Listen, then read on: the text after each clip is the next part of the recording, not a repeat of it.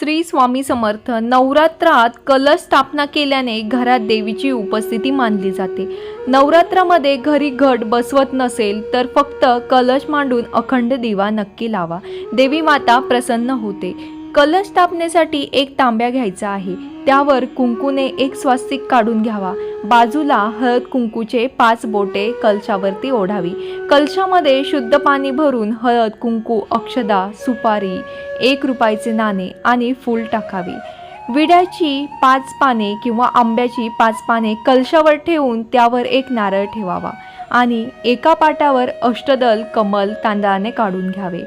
अष्टदल कमल कसे काढावे याचा व्हिडिओ चॅनलवरती आहे, तुम्ही बघू शकता। अशा प्रकारे कलश स्थापना करून अखंड दिवा कलशासमोर आपल्याला लावायचा आहे। अखंड दिवा हा सुद्धा 9 दिवस आपल्याला एकाच जागेवर ठेवायचा आहे।